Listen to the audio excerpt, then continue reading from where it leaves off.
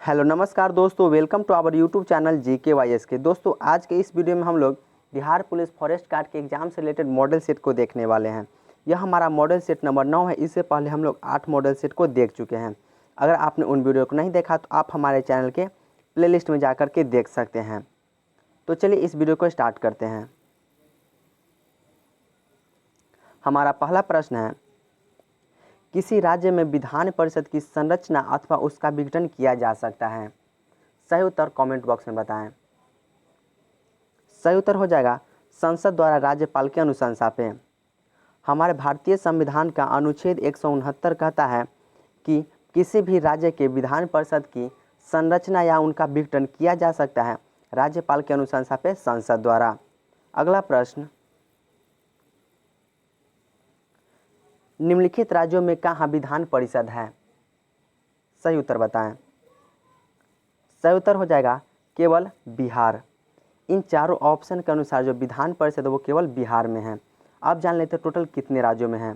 तो भारत में टोटल 6 राज्यों में विधान परिषद हैं। पहला हमारा हो जाएगा तेलंगाना। तेलंगाना में विधान परिषद की टोटल 40 सीट हैं। आगे बात करते हैं बिहार। बिहार में टोटल विधान परिषद की 75 सीटें हैं। उसके बाद हमारा हो जाएगा यू से उत्तर प्रदेश। उत्तर प्रदेश में टोटल 100 विधान परिषद की सीटें हैं। उसके बाद कर्नाटक। कर्नाटक में हमारा 75 सीट है। आंध्र प्रदेश का जो आपका सीट है वो 50 है। और इतना को नोट कर इसका स्क्रीनशॉट ले लीजिएगा। और आखिरी हमारा बचता है वो हो जाएगा हमारा महाराष्ट्र। महाराष्ट्र में 78 विधानसभा की सीटें हैं। चलिए अगले प्रश्न को देखते हैं। अगला प्रश्न है हमारा, भारतीय संविधान के निम्नलिखित अनुच्छेद में कौन राज्य के विधानसभा के निर्वाचन का प्रावधान प्रस्तुत करता है? सही उत्तर हो जाएगा अनुच्छेद 170। अनुच्छेद 170 जो है वो विधानसभा से संबंधित है। यहाँ पे कुछ एक्स्ट्रा फैक्ट्स देख लेते हैं। विधानमंडल जो है, विधानमंडल उसका जो हमारा आर्टिकल है वो 168 है। विधानमंडल का आर्टिकल 168 है। विधान परिषद का जो आर्टिकल है वो 169 है। और जो विधानसभा का आर्टिकल है वो हमारा 170 है। कंप्लीट। अगले क्वेश्चन को देखते हैं। प्रश्न है हमारा, निम्नलिखित में से कौन संवैधानिक निकाय नहीं है? सही उत्तर हो जाएगा नीति आयोग। नीति आयोग जो है वो एक गैर संवैधानिक निकाय है। नीति आयोग की स्थापना कब हुई थी? तो 1 जनवरी 2015 को हुई थी। इसके अध्यक्ष कौन होते हैं? तो प्रधानमंत्री। अभी वर्तमान में कौन हो जाएंगे? तो नरेंद्र मोदी। और इसके उपाध्यक्ष कौन है? अभी वर्तमान में इनके उपाध्यक्ष हैं राजीव कुमार। कौन? राजीव कुमार। और इनके जो CEO है, चीफ एग्जीक्यूटिव ऑफिसर जो है वो अमिताभ कांत हैं। चलिए अगले प्रश्न को देखते हैं। प्रश्न है हमारा, भारतीय संविधान का 73वां संशोधन प्रावधान करता है? सही उत्तर बताएं। सही उत्तर हो जाएगा पंचायत चुनाव को आदेशात्मक तथा लोकसभा एवं विधानसभा चुनाव के समक्ष बनाने का। भारतीय संविधान का जो 73वां संविधान संशोधन था वो हमारा पंचायती राज से संबंधित है। अगला प्रश्न, भारत में कृषि क्षेत्र श्रम शक्ति के कितने प्रतिशत लोगों को प्रत्यक्ष रोजगार प्रदान करता है? सही उत्तर बताएं। 65%। कृषि क्षेत्र जो है वो कुल श्रम शक्ति का 65% लोगों को प्रत्यक्ष रोजगार देती है। अगला प्रश्न, वर्तमान समय में भारत का सबसे बड़ा व्यापारिक हिस्सेदार कौन है? सही उत्तर बताएं। USA। USA जो है वो भारत का सबसे बड़ा व्यापारिक हिस्सेदार है। अगले प्रश्न को देखते हैं हम लोग। बैंकों द्वारा लाए गए निम्नलिखित में से किस भुगतान उपाय को प्लास्टिक मुद्रा के नाम से जाना जाता है? सही उत्तर बताइएगा। सही उत्तर हो जाएगा क्रेडिट कार्ड। क्रेडिट कार्ड को प्लास्टिक मुद्रा के नाम से जाना जाता है। अगला प्रश्न है, IRDP का मुख्य उद्देश्य है।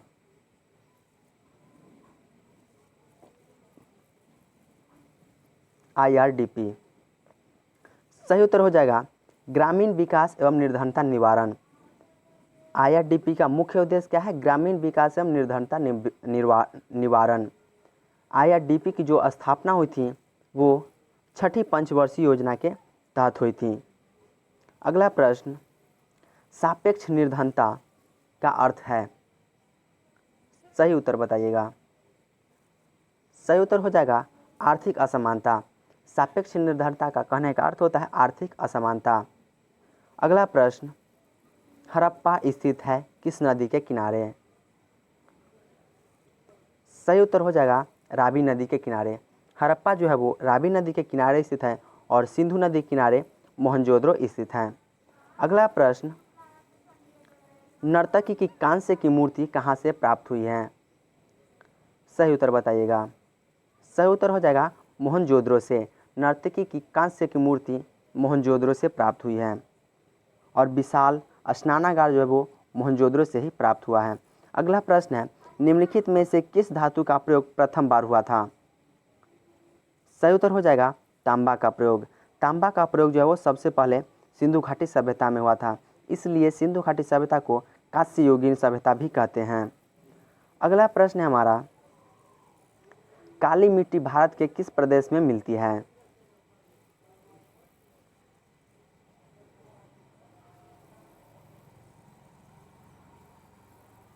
सही उत्तर हो जाएगा इनमें से सभी। महाराष्ट्र, मध्य प्रदेश और गुजरात, इन सभी जगह काली मिट्टी पाई जाती है। काली मिट्टी को काली कपासी मिट्टी भी कहते हैं क्योंकि काली मिट्टी में कपास की खेती अच्छी मात्रा में हो सकती है। अगला प्रश्न, वनों से हमें कैसे सहायता मिलती है? सही उत्तर हो जाएगा मिट्टी के कटाव को रोकता है, बाढ़ रोकने में और वर्षा वृद्धि में भी हमारे वन जो होते हैं वो हमें सहायता प्रदान करते हैं। अगला प्रश्न, भारत के किस राज्य में सर्वाधिक खनिज लोहे पाया जाता है? सही उत्तर हो जाएगा झारखंड। भारत में झारखंड एक ऐसा राज्य है जहाँ पे सर्वाधिक खनिज लोहा पाया जाता है। अगला प्रश्न, अष्टाध्यायी किसने लिखी है? सही उत्तर हो जाएगा पाणिनि। अष्टाध्यायी के लेखक पाणिनि हैं। लेकिन एक क्वेश्चन को आप कमेंट बॉक्स में जवाब दीजिएगा, अष्टाध्यायी किस प्रकार की बुक थी, किस प्रकार की किताब थी? अगला प्रश्न है हमारा, अभिज्ञान शाकुंतलम लिखा गया किनके द्वारा? सही उत्तर हो जाएगा कालिदास जी के द्वारा।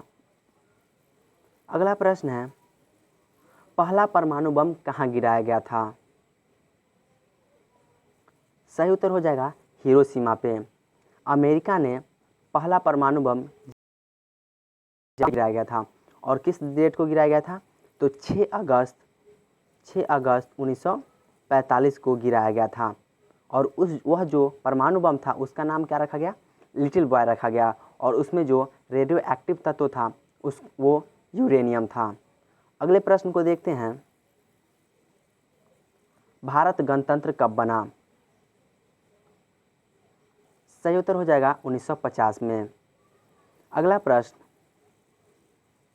भारत छोड़ो आंदोलन का संगठन किस वर्ष में किया गया? सही उत्तर हो जाएगा 1942 में। भारत छोड़ो आंदोलन का संगठन 1942 में किया गया था। अगला प्रश्न, सॉकर खिलाड़ी रोनाल्डो किस देश के नागरिक हैं? सही उत्तर हो जाएगा ब्राजील के। सॉकर खिलाड़ी रोनाल्डो जो है वो ब्राजील के निवासी हैं। अगला प्रश्न, जसपाल राणा का संबंध किस खेल से है? सही उत्तर हो जाएगा शूटिंग। जसपाल राणा जो है वो शूटिंग करते हैं। अगला प्रश्न है हमारा, मेगास्थनीज भारत आया था किनके शासनकाल में? सही उत्तर हो जाएगा चंद्रगुप्त मौर्य के शासनकाल में। मेगास्थनीज भारत चंद्रगुप्त मौर्य के शासनकाल में आया था और मेगास्थनीज जी द्वारा लिखा गया जो बुक था वो क्या था? इंडिका था, जिससे हमें मौर्य वंश की जानकारी मिलती है। अगला प्रश्न है, कालीबंगा स्थित है। सही उत्तर हो जाएगा राजस्थान में। कालीबंगा राजस्थान में स्थित है, लेकिन गुजरात में जो स्थित है वो कौन है? लोथल। लोथल जो है वो गुजरात में स्थित है। अगला प्रश्न, अजंता की गुफाएं कहाँ स्थित है? सही उत्तर हो जाएगा महाराष्ट्र में। अजंता की गुफाएं महाराष्ट्र में स्थित हैं। अगला प्रश्न है, वर्धमान महावीर का जन्म कहाँ हुआ था? सही उत्तर हो जाएगा कुंडलग्राम। महावीर जी का जो जन्म हुआ था वो कुंडलग्राम में हुआ था, लेकिन ध्यान रखिएगा उनकी मृत्यु हुई थी वो हुई थी पावापुरी में। अगला प्रश्न, बुद्ध ने अपना प्रथम उपदेश किसे स्थान पे दिया था? और इनके प्रथम उपदेश को धर्मचक्र प्रवर्तन कहते हैं, यह ध्यान रखिएगा। इसका सही उत्तर बताएं। सही उत्तर हो जाएगा सारनाथ। बुद्ध ने अपना प्रथम धर्म उपदेश सारनाथ में दिए थे। अगला प्रश्न, दक्षिण भारत की सर्वाधिक प्राचीन एवं समृद्ध भाषा है? सही उत्तर हो जाएगा तमिल। दक्षिण भारत की सर्वाधिक प्राचीन एवं समृद्ध भाषा तमिल है। चलिए अगले प्रश्न को देखते हैं। अगला प्रश्न हमारा, जो कि जीके के लास्ट क्वेश्चन है, कोयले का सर्वाधिक उत्पादन होता है? सही उत्तर हो जाएगा झारखंड। कोयले का सर्वाधिक उपयोग झारखंड में होता है। तो यहाँ पे हमारा जीके का क्वेश्चंस खत्म होते हैं। चलिए अब चलते हैं जीएस के क्वेश्चन की तरफ। जीएस का पहला प्रश्न है हमारा, कोशिका शब्द का निर्माण किया? सही उत्तर हो जाएगा रॉबर्ट हुक ने। कोशिका शब्द का जो निर्माण किए थे वो रॉबर्ट हुक ने किए थे, और किस काल में? तो 1665 ईस्वी में किए थे। अगला प्रश्न, बेरी बेरी रोग होता है किस विटामिन की कमी से? सही उत्तर हो जाएगा विटामिन बी1 की कमी से। विटामिन बी1 का रासायनिक नाम थायमीन हो जाएगा। अगला प्रश्न, थायराइड हार्मोन की न्यूनतमता से होती है कौन सी बीमारी? सही उत्तर हो जाएगा गलगंड। थायराइड हार्मोन की न्यूनतमता से गलगंड बीमारी हो जाती है। अगला प्रश्न, घरेलू मक्खी के कारण होता है? सही उत्तर हो जाएगा हैजा रोग। घरेलू मक्खी के कारण ही हैजा रोग हो जाता है। अगला प्रश्न, निम्नलिखित में से किसे लाफिंग गैस कहा जाता है? सही उत्तर हो जाएगा N2O को। N2O को लाफिंग गैस कहा जाता है।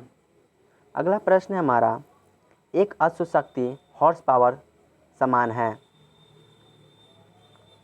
सही उत्तर हो जाएगा 746 वाट के। 1 HP बराबर 746 वाट होता है। अगला प्रश्न, बिजली के एक एकक यानी 1 किलोवाट घंटा से क्या कर सकते हैं हम लोग?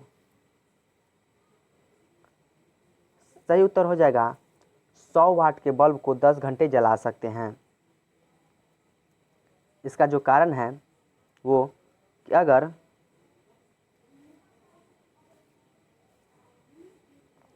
जब हम 100 वाट को 10 से गुना करेंगे और जब इसे 1000 से भाग करेंगे तो हमारा आ जाता है 1 यूनिट। जब हम बिजली खर्च को ज्ञात करते हैं, बिजली खर्च को ज्ञात करने के लिए हमें टोटल जितने वाट के हम उपकरण लगाए हुए हैं उनको लिख करके उसमें जितने घंटे उसे यूज करते हैं उसको लिख करके जितने घंटे जितने दिन वो लिख करके गुना करके हमें 1000 से भाग देना होता है। अगर इसको आप भाग दीजिएगा तो आपका 1 आ जाएगा, यानी 1 किलोवाट घंटा हमारा उपयोग हो चुका। चलिए अगले प्रश्न को देखते हैं। अगला प्रश्न है हमारा, पेट्रोलियम गैस होती है? सही उत्तर हो जाएगा सभी का मिश्रण। इथेन, प्रोपेन और ब्यूटेन का मिश्रण होता है हमारा पेट्रोलियम गैस। अगला प्रश्न है, एक तत्व के समस्थानिक में क्या होते हैं? समस्थानिक यानी आइसोटॉप्स। सही उत्तर हो जाएगा प्रोटॉन की संख्या समान होती है परंतु न्यूट्रॉन की संख्या भिन्न भिन्न होती है। अगला प्रश्न, संतुलित आहार निर्भर करता है व्यक्ति विशेष की किस चीज़ पे? आयु पे, स्वास्थ्य पे, व्यवसाय पे या सभी? सही उत्तर हो जाएगा सभी पे। संतुलित आहार जो है वो हमारी आयु पे, हमारे स्वास्थ्य पे और हमारे व्यवसाय, हम कौन से कार्य करते हैं, इन तीनों चीज़ पे निर्भर करती हैं। अगला प्रश्न है हमारा, हरित क्रांति के दौरान किस खाद्यान्न का उत्पादन बढ़ा? सही उत्तर हो जाएगा गेहूं। हरित क्रांति के दौरान गेहूं का उत्पादन में वृद्धि हुई थी। अगला प्रश्न है, भारत में गौ वंश की नस्लें हैं कितने? 32, 7, 25, 5? सही उत्तर हो जाएगा 25। हमारे भारत में गौ 25 प्रकार की पाई जाती है, जबकि भैंस जो है वो 5 प्रकार की। अगला प्रश्न, खाद्यान्नों के भंडारण के दौरान ऊष्मा के उत्पादन का कारण है? सही उत्तर हो जाएगा नमी की अधिकता और कवक की वृद्धि। खाद्यान्नों के भंडारण के दौरान जो ऊष्मा हमें ज़्यादा मात्रा में प्राप्त होती है वो नमी की अधिकता और कवक की वृद्धि के कारण हमें प्राप्त होती है। अगला प्रश्न है, खाद्यान्नों के सुरक्षित भंडारण के लिए नमी की उपयुक्त मात्रा कितनी होनी चाहिए? सही उत्तर बताइएगा। सही उत्तर हो जाएगा 14% से कम। अगला प्रश्न, निम्नलिखित में से कौन सा रोग आनुवांशिक है? सही उत्तर बताएं। सही उत्तर हो जाएगा हीमोफीलिया। हीमोफीलिया और वर्णहता रोग जो है वो आनुवांशिक है, यानी कि अगर आप हमारे पिता को है तो हमें भी अवश्य ही होगा। अगला प्रश्न, सूर्य से उत्सर्जित पराबैंगनी किरणों को कौन सी गैस रोकती है? सही उत्तर हो जाएगा ओजोन गैस, यानी ओजोन परत। अगला प्रश्न है हमारा, वायुमंडल में कार्बन डाइऑक्साइड के परिणाम में वृद्धि के कारण हैं? सही उत्तर हो जाएगा ताप बढ़ेगा। जब हमारे वायुमंडल में कार्बन डाइऑक्साइड की मात्रा ज़्यादा हो जाएगी तो ताप बढ़ेगा, इसे ही ग्लोबल वार्मिंग भी कहते हैं। अगला प्रश्न, मैग्नीज न्यूडल प्राप्त होते हैं? आपके ऑप्शन है भूगर्भ से, वायुमंडल से, या सागर तल से, या पर्वत की चट्टानों से। सही उत्तर हो जाएगा सागर तल से। मैग्नीज न्यूडल जो है वो सागर तल से प्राप्त होता है। अगला प्रश्न, निम्नलिखित में से कौन सी मिश्र धातु है? आपके ऑप्शन है सोना, लोहा, जस्ता या पित्तल। सही उत्तर हो जाएगा पित्तल, क्योंकि पित्तल जो है वो तांबा और जिंक से मिलकर के बनता है। अगला प्रश्न, पृथ्वी की भूपटपट्टी पर सर्वाधिक उपलब्ध अधातु है? ऑप्शन है सिलिकॉन, कार्बन, फास्फोरस या सल्फर। सही उत्तर हो जाएगा सिलिकॉन। पृथ्वी की भूपटपट्टी पर सर्वाधिक मात्रा में उपलब्ध अधातु है वो सिलिकॉन है। अगला प्रश्न, प्रकृति में कार्बन की विशुद्ध रूप है? एल्काइन, कोयला, पेट्रोलियम या हीरा। सही उत्तर हो जाएगा हीरा। अगला प्रश्न, निम्नलिखित में से कौन सा संश्लिष्ट रेशा नहीं है? सही उत्तर हो जाएगा रुई। रुई जो है वो प्राकृतिक रेशा है। अगला प्रश्न, जीवन का प्रादुर्भाव हुआ? सही उत्तर हो जाएगा जल में। जीवन की उत्पत्ति जो सबसे पहले हुई थी वो जल में हुई थी। और किसका निर्माण हुआ था? तो शैवाल का निर्माण जल में हुआ था सबसे पहले। अगला प्रश्न, निम्नलिखित में से कौन सा कीट उपयोगी नहीं है? सही उत्तर हो जाएगा घरेलू मक्खी। अगला प्रश्न, विश्राम के समय मानव हृदय 1 मिनट में कितनी बार धड़कता है? सही उत्तर हो जाएगा 72 बार। तो यहाँ पे हमारा जीएस का प्रश्न खत्म होता है। अब बढ़ते हैं जीएस हिंदी के तरफ। और हम बता चुके कि हिंदी में सबसे पहले हमारा 5 नंबर का गद्यांश पूछा जाता है। और गद्यांश के प्रश्नों को सॉल्व करने के लिए सबसे पहले हमें गद्यांश के प्रश्नों को पढ़ना पड़ता है। तो चलिए सबसे पहले हम गद्यांश के प्रश्नों को देखते हैं। पहला प्रश्न हमें बोलता है, आधुनिक युद्ध भयंकर व विनाशकारी होते हैं क्योंकि? अगला, व्यापक विनाश आसन्न दिखाई पड़ता है। इस वाक्य में आसन्न का अर्थ है। अगला है, विश्व को सर्वनाश से बचाने के लिए कौन सी योजना सर्वाधिक प्रभावी हो सकती है? अगला प्रश्न है, गद्यांश में प्रयुक्त शब्द सर्वनाश निम्नलिखित में से कौन सा समास है? अगला प्रश्न, गद्यांश में प्रयुक्त विश्व विनाश निम्नलिखित में से कौन सा समास है? तो यहाँ पे हमने प्रश्नों को देख लिया। अब चलते हैं गद्यांश को पढ़ने। यहाँ से हमारा गद्यांश स्टार्ट होता है। कहता है, वैज्ञानिक प्रयोग की सफलता ने मनुष्य की बुद्धि का अपूर्व विकास कर दिया है। द्वितीय महायुद्ध में एटम बम की शक्ति ने कुछ क्षणों में ही जापान के अजेय शक्ति को पराजित कर दिया। इस शक्ति की युद्धकालीन सफलता ने अमेरिका, रूस, ब्रिटेन, फ्रांस आदि सभी देशों को ऐसे शस्त्रों के निर्माण की प्रेरणा दी कि सभी भयंकर और सर्वनाशकारी शस्त्र बनाने लगे। अब सेना को पराजित करने तथा शत्रु देश पर पैदल सेना द्वारा आक्रमण करने के लिए शस्त्र निर्माण के स्थान पर देश के विनाश करने की दिशा में शस्त्र बनाने लगे हैं। इन हथियारों का प्रयोग होने पर शत्रु देश की अधिकांश जनता और संपत्ति थोड़े समय में ही नष्ट की जा सकेगी। चूँकि ऐसे शस्त्र प्रायः सभी स्वतंत्र देश के संग्रहालयों में कुछ न कुछ आ गए हैं, अतः युद्ध की स्थिति में उनका प्रयोग भी अनिवार्य हो जाएगा। अतः दुनिया का सर्वनाश या अधिकांश नाश तो अवश्य ही हो जाएगा। इसलिए निशस्त्रीकरण की योजना बन रही है। शस्त्रों के निर्माण में जो दिशा अपनाई गई उसी के अनुसार आज इतने उन्नत शस्त्र बन गए हैं जिनके प्रयोग से व्यापक विनाश आसन्न दिखाई पड़ता है। अब भी परीक्षणों को रोकथाम तथा बने शस्त्र के प्रयोग को रोकने के मार्ग खोजे जा रहे हैं। इन प्रयासों ने मूल में एक भयंकर आतंक और विश्व विनाश का भय कार्य कर रहा है। तो यहाँ पे हमारा गद्यांश कंप्लीट होता है। चलिए अपने प्रश्नों को सॉल्व करते हैं।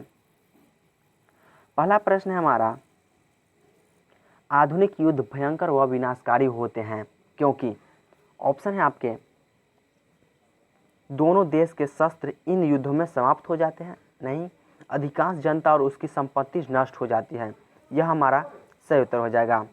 अगला प्रश्न को देखते हैं, व्यापक विनाश आसन्न दिखाई पड़ता है। इस वाक्य में आसन्न का अर्थ क्या है?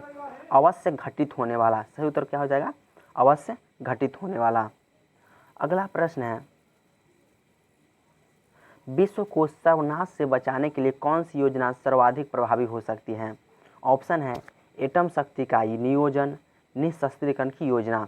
तो सही उत्तर क्या हो जाएगा? निशस्त्रीकरण की योजना। ये सभी बातें हमें गद्यांश से प्राप्त होती हैं। अगला प्रश्न, गद्यांश में प्रयुक्त शब्द सर्वनाश निम्नलिखित में से कौन सा समास है? तो सही उत्तर बताइएगा।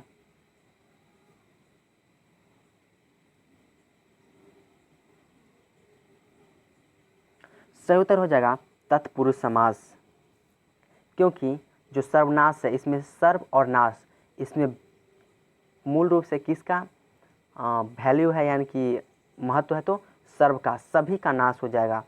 तो ये इसमें इसलिए क्या हो जाएगा? तत्पुरुष समास। अगला प्रश्न, गद्यांश में प्रयुक्त विश्व विनाश निम्नलिखित में से कौन सा समास है? सही उत्तर हो जाएगा तत्पुरुष समास। तत्पुरुष समास वह होता है जिसमें पूर्व पद प्रधान हो और उत्तर पद गौण हो। अगले प्रश्न की ओर बढ़ते हैं। अमनौर से आए हुए मेहमानों को पुरजोर स्वागत किया गया। इस वाक्य में अमनौर से आए हुए मेहमान क्या हैं? उपवाक्य, पदबंध, सामसिक पद या पद? सही उत्तर हो जाएगा पद है। अगले प्रश्न को देखते हैं। नीचे दिए गए वाक्यों के जिस भाग में त्रुटि हो उसका चयन कीजिए। पार्वतीय सौंदर्य का दर्शन करना चाहिए। तो इसमें सही उत्तर हो जाएगा पार्वतीय, जो कि गलत लिखा गया है। अगला प्रश्न, सहलंत धन ई धन कहलंत धन सहलंत धन आ के मेल से बनने वाला शब्द का चयन कीजिए। सही उत्तर हो जाएगा शिक्षा। अगला प्रश्न, प्रतिधन छवि के मेल से बनने वाला शब्द का चयन कीजिए। सही उत्तर हो जाएगा प्रतिछवि। अगला, अशुद्ध वर्तनी वाले शब्द का चयन कीजिए। सही उत्तर हो जाएगा दधीची। अगला प्रश्न, घने जंगल में क्रेंकार करने की आवाज आई, यह बोली किसकी हो सकती है? सही उत्तर हो जाएगा मोर की। अगला प्रश्न, रास पंचाध्यायी किनकी रचना है? सही उत्तर हो जाएगा चंदवार की। रास पंचाध्यायी किनकी रचना है? चंदवार की। अगला प्रश्न, शुद्ध शब्द का चयन कीजिए। सही उत्तर हो जाएगा शूर्पणखा। इन चारों में से शूर्पणखा जो है वो सही शब्द है। अगला प्रश्न, अनुस्वार क्या है? सही उत्तर हो जाएगा अनुनासिक है। अनुसार जो है वो अनुनासिक है। अगला प्रश्न, सुमेलित कीजिए। एक तरफ शब्द दिया गया है, दूसरी तरफ उसका अर्थ आपको बताना है। शुक्ल का अर्थ कौन सा हो जाएगा, आली का अर्थ कौन सा, उपल का अर्थ कौन सा और कुल का अर्थ कौन सा। नीचे हमारा कूट दिया गया है।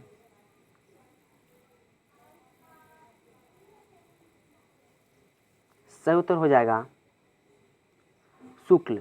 शुक्ल का अर्थ होता है उजला, आली का अर्थ सखी, उपल का अर्थ पत्थर और कुल का अर्थ किनारा।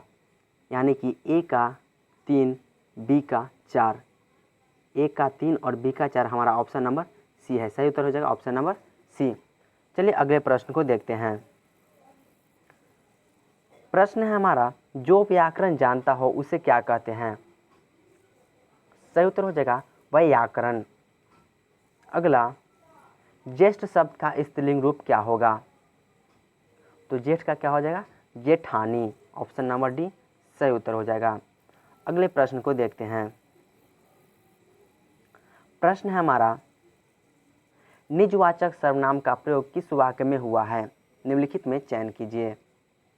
ऑप्शन है, यह मेरी निजी कलम है, आप भला तो जग भला, भगवान हमें अपना लो, अपनों से क्या छिपाना। सही उत्तर हो जाएगा आप भला तो जग भला, क्योंकि यहाँ पे जो आप है वो निजवाचक सर्वनाम है। अगले प्रश्न को देखते हैं। आज मानवता हमसे दूर होती जा रही है, इसमें मानवता कौन सा शब्द है? सही उत्तर हो जाएगा तद्वितांत शब्द। मानवता जो है वो तद्वितांत शब्द है। अगले प्रश्न को देखते हैं, जो कि इस वीडियो का हमारा लास्ट क्वेश्चन है। अमृत धारा समास का विग्रह कीजिएगा। सही उत्तर हो जाएगा अमृत की धारा। अमृत धारा का समास विग्रह हो जाएगा अमृत की धारा। तो दोस्तों यहाँ पे हमारा मॉडल सेट नंबर 9 खत्म होता है। अगर आपको यह वीडियो अच्छा लगा हो तो इस वीडियो को लाइक करें और अपने दोस्तों के साथ इसे शेयर जरूर करें। और अगर आप हमारे चैनल पर न्यू हो तो हमारे चैनल को सब्सक्राइब करें और साथ में आने वाले बेल आइकन को जरूर दबाएं। तो मिलते हैं नेक्स्ट वीडियो पे। Thank you for watching our video.